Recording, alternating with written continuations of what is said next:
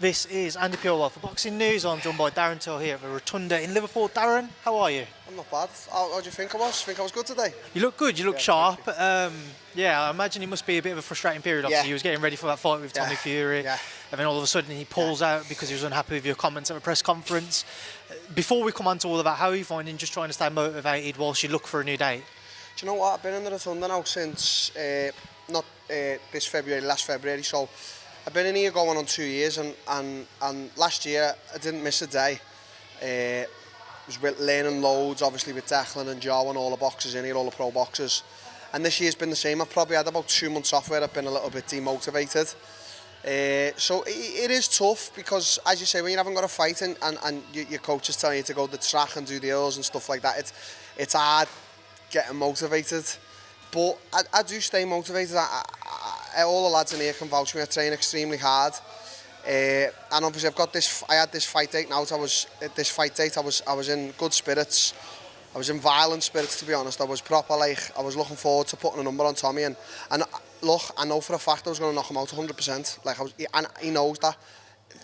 Forget the bullshit. He knows. So, but yeah, it is quite hard staying motivated. But I'm just going to train I'm going to train even harder now because whatever replacement they get me, I'm just going to do a number on them.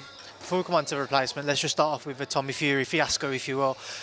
He's pulled out. A lot of people over social media follow the same footsteps as yourself in believing that he pulled out because he didn't back himself, he didn't believe that he would be successful on the night against you. What was your initial reaction? How did you react to hearing news that he was pulling out because of what you said at the press conference?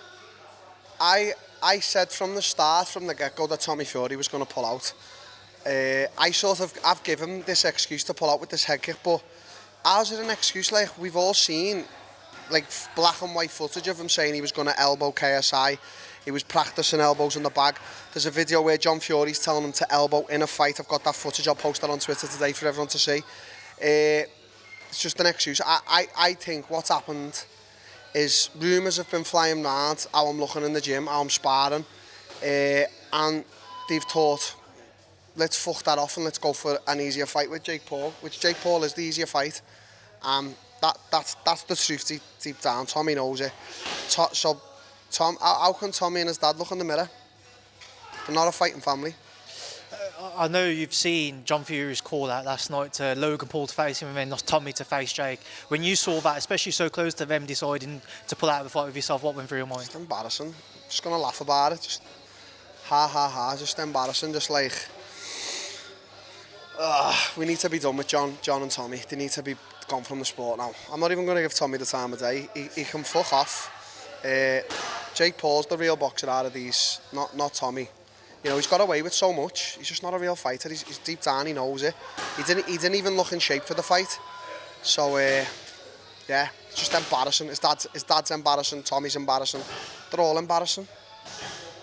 For yourself, where are you looking at now in terms of potential replacement opponents? I've seen all sorts of names bandied about. I know one I'm going to throw out there is KSI simply because I know that he's mentioned that he's still looking for a date at the beginning of next year and he's got big plans, as he said. Yeah. So is there potential there? I think KSI is looking to fight March, which is obviously a little bit far away from me, but if that's what it's going to be, then that's what it's going to be. I'm not going to complain.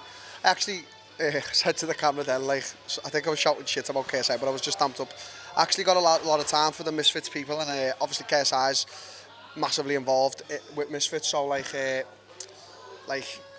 got a lot of time for them, to be honest. I've got a lot of time for the promotion, the way they do business. They've done great business with me up to now.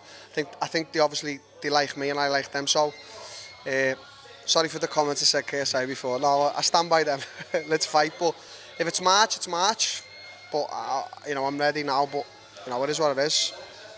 Would you say that the Tommy Fury fight, even in the future, is completely dead now? There's just no chance of that being revisited, not necessarily on your behalf, but you don't believe that they would come back to it? I don't know.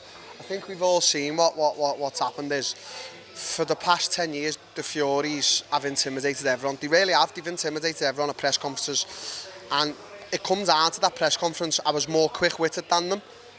And I just think they seen that I just wasn't intimidated by anything. I was basically just saying in there, no one in there is a threat to me. And I stand by that. No one in there was a threat to me. People can get the comments that say, well, what you mean, Till? You got beat by... I have only ever been beat in my life by elite level competition, and that's in MMA. So, guys that have never trained MMA in their life, what the fuck would they do if I just decided to turn on its head? So I stand by what I said. No one in that room was a threat to me, not the security, not the Furies, not anyone sitting there. Even anyone who was an MMA fighter in there. I come from the elites of the MMA, of the UFC. Like, if Tom Aspinall was in there, Leon Edwards, then I'd have to go, oh shit, that's a threat, because that's a threat. But other than that, do you know, I stand by what I say. So they seen that I wasn't intimidated.